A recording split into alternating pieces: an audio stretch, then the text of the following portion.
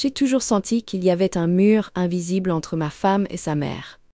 Elle chuchotait, riait et parfois me regardait avec des sourires mystérieux. Je devais savoir ce qu'elle disait.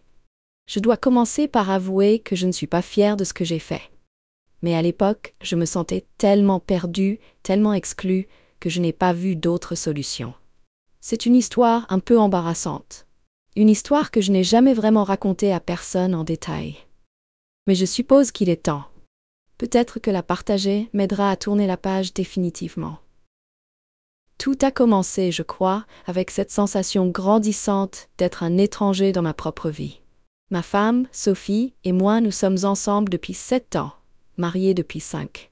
Je l'aime profondément, plus que je n'aurais jamais cru pouvoir aimer quelqu'un. Elle est intelligente, drôle, belle, et elle a cette façon de me regarder qui me fait sentir unique au monde. Sérieusement, parfois quand elle sourit, j'ai l'impression que le soleil se lève juste pour moi. Mais il y a toujours eu cette chose, cette barrière invisible mais bien réelle entre nous. Et cette barrière, c'était sa mère, Marie. Marie est espagnole et elle a immigré en France il y a une 30aine d'années. Elle parle français couramment, avec un accent charmant qui rappelle ses origines. Mais avec Sophie, c'est différent. Avec Sophie, elle parle espagnol. Toujours. Exclusivement. Au début de notre relation, ça ne me dérangeait pas plus que ça. C'était même un peu exotique, je dois l'admettre. Sophie me traduisait parfois des bribes de conversation, me racontait des anecdotes amusantes sur sa mère et ses coutumes. J'appréciais cette fenêtre sur un autre monde, une autre culture. Je me disais que ça faisait partie du charme de Sophie, de son identité unique. Mais au fil du temps, cette chose a commencé à prendre de l'ampleur. Marie est devenue de plus en plus présente dans nos vies. Elle venait nous rendre visite de plus en plus souvent, parfois pour plusieurs jours d'affilée. Et à chaque fois, c'était le même rituel. Sophie et Marie se mettaient à parler espagnol, sans arrêt, du matin au soir, pendant les repas, en faisant la cuisine, en regardant la télé, même pendant les promenades. J'avais l'impression de devenir transparent. J'étais là, physiquement présent, mais en même temps complètement absent de leur conversation. Elles riaient, chuchotaient, échangeaient des regards complices, et moi, je restais assis là, comme un meuble, incapable de comprendre un seul mot. J'ai commencé à me sentir exclue, mis de côté.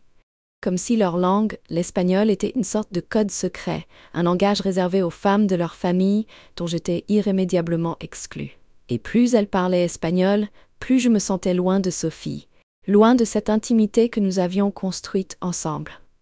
J'ai essayé d'en parler à Sophie. Bien sûr. Au début, timidement, avec des phrases vagues et hésitantes. Tu sais, quand vous parlez espagnol avec ta mère, j'ai parfois l'impression d'être un peu à part. Sophie me regardait avec ses grands yeux innocents. Mais enfin, chérie, tu sais qu'on parle juste de choses banales. De la recette de la paella de ma grand-mère, des potins du quartier, de la météo, rien d'intéressant pour toi, je t'assure. Et elle souriait, ce sourire qui d'habitude me désarmait instantanément. Mais cette fois, ça n'a pas marché. Je ne la croyais pas. Je sentais qu'il y avait autre chose, quelque chose de non dit, de caché derrière ces conversations en espagnol. Pourquoi parler une autre langue si ce n'était pas pour se confier des secrets, pour échanger des informations que je ne devais pas entendre? Ma paranoïa a commencé à grandir. J'ai commencé à imaginer toutes sortes de scénarios. Peut-être que Marie critiquait mon comportement, mon apparence, ma façon de traiter Sophie.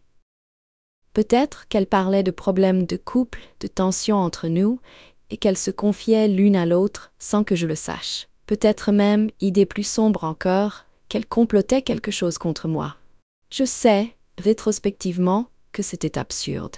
Mais à l'époque, l'angoisse me rongeait de l'intérieur. J'avais besoin de savoir, besoin de percer ce mystère, de briser cette barrière de la langue qui me séparait de ma propre femme. C'est là que l'idée a germé. Une idée sombre, malsaine, je le reconnais volontiers. Mais à ce moment-là, ça me semblait être la seule solution. Si elle ne voulait pas me dire ce qu'elle se racontait en espagnol, eh bien, j'allais le découvrir par moi-même. J'ai décidé de les enregistrer. Je sais, c'est horrible. Espionner sa femme et sa belle-mère, c'est le summum du manque de confiance, de la bassesse. Mais j'étais tellement désespérée, tellement rongée par le doute, que j'ai franchi le pas. J'ai acheté un petit enregistreur numérique, discret, facile à cacher. La semaine suivante, quand Marie est revenue passer quelques jours à la maison, j'ai mis mon plan à exécution. Pendant qu'elles étaient dans la cuisine à préparer le dîner, en riant et en papotant en espagnol, j'ai discrètement glissé l'enregistreur dans le salon, sur une étagère, derrière un vase. Le soir, après leur départ, j'ai récupéré l'appareil. Avec le cœur battant, les mains moites, j'ai branché l'enregistreur sur mon ordinateur et j'ai lancé la lecture. Et là, le choc. Enfin non, pas vraiment un choc, plutôt une immense frustration. Parce que je n'ai absolument rien compris. Rien. Que du charabia, des mots incompréhensibles, des phrases qui se déroulaient comme un torrent impétueux. Pour moi, c'était du chinois, ou plutôt de l'espagnol. Mais c'était pareil, du vide sonore, du bruit sans signification. J'ai réécouté l'enregistrement plusieurs fois, en espérant saisir au moins quelques mots, quelques bribes de conversation. Rien. Nada. Que dalle. J'étais encore plus frustrée qu'avant. Non seulement je ne savais toujours pas ce qu'elle se racontait, mais en plus, j'avais maintenant la preuve de mon impuissance, de mon incapacité à pénétrer leur monde, leur sphère privée. J'avais espéré percer un secret, démasquer une conspiration, et tout ce que j'avais récolté, c'était un enregistrement inintelligible. J'ai gardé l'enregistreur caché, comme une preuve de ma propre honte. Je n'osais plus regarder Sophie dans les yeux. Je me sentais coupable, minable, ridicule. Et en même temps, la paranoïa était toujours là, tenace, lancinante. Les jours suivants ont été pénibles.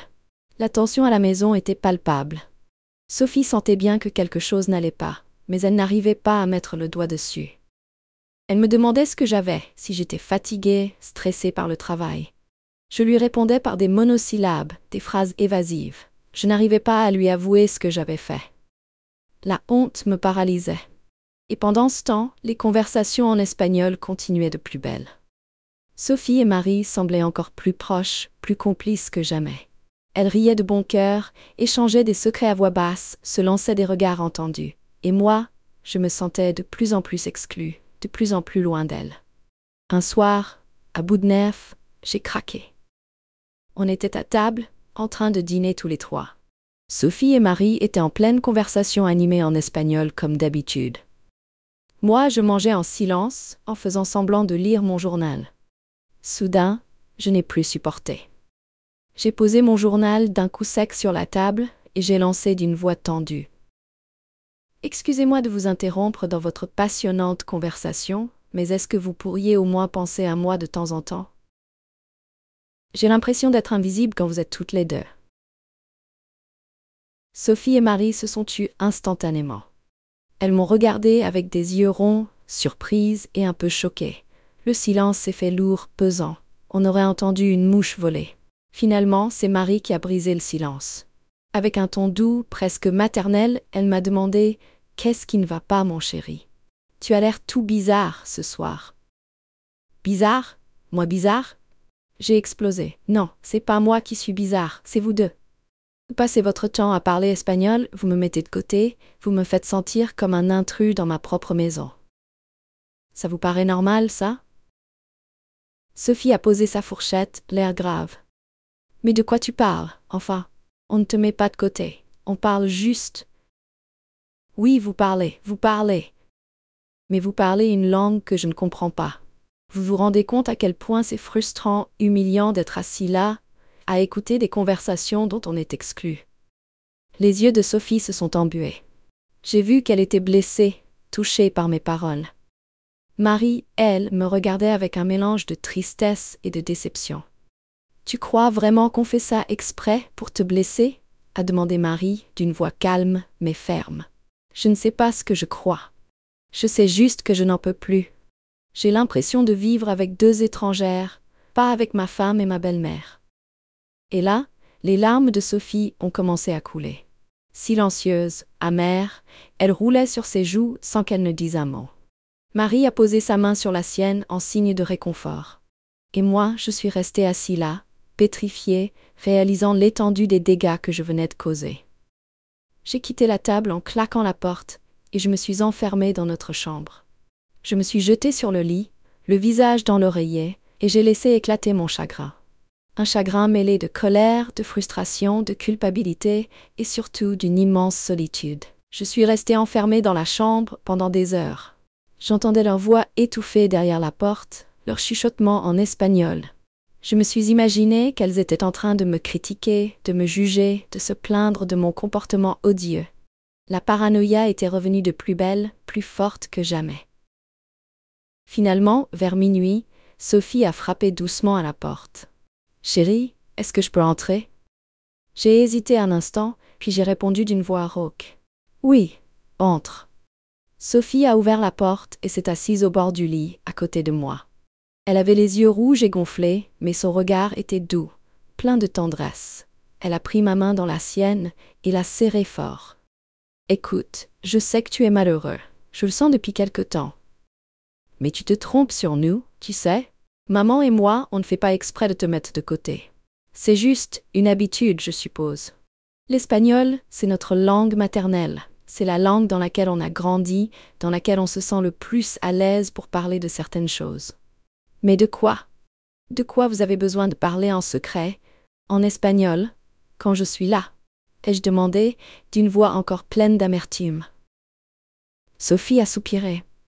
Ce n'est pas des secrets, chérie. Enfin, pas toujours.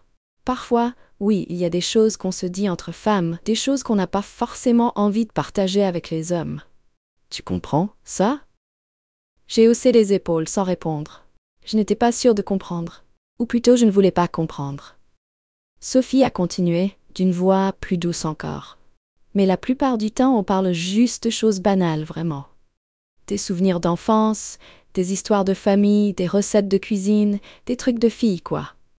Et puis, c'est aussi une façon pour maman de se sentir plus proche de ses racines, de sa culture.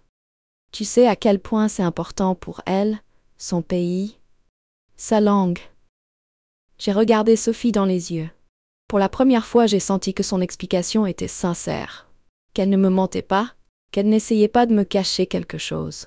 Peut-être que j'avais tout faux depuis le début. Peut-être que ma paranoïa m'avait aveuglée, m'avait fait interpréter des situations anodines comme des preuves de complot. Et puis, a ajouté Sophie avec un petit sourire timide, il y a aussi une autre raison pour laquelle on parle espagnol ensemble. Laquelle? Ai-je demandé, intriguée. Sophie a rougi légèrement et elle a baissé les yeux. Eh bien, c'est parce qu'on préparait une surprise pour toi. Une surprise? Quelle surprise? Elle a relevé la tête et m'a regardée avec un sourire plein de malice. Si je te le dis, ce ne sera plus une surprise, non? J'ai froncé les sourcils, confus. Je ne comprends pas. Vous prépariez une surprise pour moi, et c'est pour ça que vous parliez espagnol? Sophie a ri doucement. Oui, imbécile. On ne voulait pas que tu entendes, évidemment. On parlait des détails, des préparatifs, de tout ce qu'il fallait faire pour que ce soit parfait. Et comme tu ne comprends pas l'espagnol, on s'est dit que c'était le moyen le plus sûr de garder le secret. Le silence s'est fait dans la chambre. Un silence lourd de sens, chargé d'émotions. Je la regardais bouche bée, incapable de prononcer un seul mot. La vérité venait de tomber, brutale, inattendue, déstabilisante. Elle préparait une surprise pour moi. Tout ce temps, toutes ces conversations en espagnol, tous ces chuchotements, ces regards complices, c'était juste pour organiser une surprise. Pas un complot, pas des critiques, pas des secrets inavouables. Juste une simple, innocente surprise. La honte m'a envahi d'un coup. Une honte brûlante, suffocante, qui me montait au visage, qui me serrait la gorge. J'avais été ridicule, pathétique, odieux. J'avais soupçonné ma femme et ma belle-mère des pires intentions, alors qu'elles ne cherchaient qu'à me faire plaisir. J'avais trahi leur confiance, j'avais sali notre relation avec mes doutes, mes mensonges, mon espionnage. Quelle est la surprise? Ai-je finalement murmuré, d'une voix à peine audible. Sophie a hésité un instant, puis elle a souri tristement. C'était un voyage. Un voyage surprise à Séville pour ton anniversaire. Tu sais à quel point tu as toujours rêvé d'aller en Espagne. Maman avait trouvé un vol pas cher, un hôtel charmant dans le centre historique. On voulait te l'offrir, tous les deux. Les larmes sont revenues, cette fois, ce sont les miennes. Des larmes de honte, de regret, de soulagement aussi. J'ai pris le visage de Sophie dans mes mains et je l'ai embrassée longuement, passionnément, en lui murmurant des mots d'excuse, des mots d'amour, des mots de gratitude. Je suis tellement désolée, Sophie. Tellement, tellement désolée. J'ai été stupide, horrible, je ne mérite pas ton amour, ni celui de ta mère. Je vous ai fait confiance, je vous ai espionné. Sophie a posé ses doigts sur mes lèvres pour me faire taire. Chut, c'est bon, je comprends. Tu as eu peur, tu t'es senti exclu, c'est normal. L'important, c'est que tu réalises maintenant que tu t'es trompé. Et que tu regrettes ce que tu as fait. Je regrette, oui, plus que tu ne peux l'imaginer. Comment je vais pouvoir me faire pardonner? Elle a souri à nouveau, un vrai sourire cette fois, un sourire qui illuminait son visage. Laisse-moi réfléchir. Peut-être en venant avec nous à Séville? J'ai ri. Un rire nerveux, un rire de soulagement. À Séville? Mais est-ce que la surprise est toujours d'actualité, après tout ce que j'ai fait? Bien sûr que oui, idiot. On a déjà tout réservé? Tu crois qu'on va tout annuler à cause de tes bêtises? Non, non, le voyage à Séville est maintenu. Mais à une condition. Laquelle? Ai-je demandé anxieux. Tu vas devoir apprendre l'espagnol. J'ai souri, un sourire sincère, joyeux, plein d'espoir. Apprendre l'espagnol? C'est d'accord. Avec plaisir. Si c'est le prix à payer pour me faire pardonner et pour pouvoir enfin comprendre ce que vous vous racontez, alors j'accepte tout de suite. Sophie m'a embrassée, à nouveau, tendrement, passionnément. Et pour la première fois depuis des semaines, j'ai senti que la barrière invisible entre nous avait disparu. Que le mur de la langue espagnole s'était effondré, laissant place à une communication plus ouverte, plus sincère, plus profonde. Le voyage à Séville a été merveilleux. J'ai adoré la ville, la culture, la nourriture, l'ambiance, et j'ai commencé à prendre des cours d'espagnol dès notre retour. C'est difficile, je dois l'admettre, mais je suis motivée. Je veux pouvoir parler avec Sophie et Marie dans leur langue maternelle, partager leurs souvenirs, leurs émotions, leurs secrets. Et surtout, je veux leur montrer à quel point je les aime, à quel point je regrette mes doutes, mes suspicions, mon manque de confiance. J'ai appris une dure leçon, mais une leçon précieuse. La confiance, la communication, le respect de l'autre, ce sont les piliers de toute relation solide, durable, heureuse. Aujourd'hui, quand Sophie et Marie parlent espagnol devant moi, je ne me sens plus exclue. Je souris, je les écoute, et parfois, je comprends même quelques mots, quelques phrases. Et ça, c'est déjà une petite victoire. Une victoire sur ma propre bêtise, sur ma propre paranoïa. Une victoire sur cette barrière de la langue qui avait failli nous séparer. Alors, oui, je ne suis pas fière d'avoir enregistré ma femme et ma belle-mère. C'était une erreur, une faute, une trahison. Mais paradoxalement, c'est cette erreur qui m'a permis de comprendre à quel point j'avais tort, à quel point j'étais ridicule dans mes soupçons. C'est cette erreur qui m'a ouvert les yeux sur la beauté de la confiance, sur la richesse de la communication, sur la force de l'amour. Et pour ça, au final, je crois que je peux presque remercier mon enregistreur. Presque.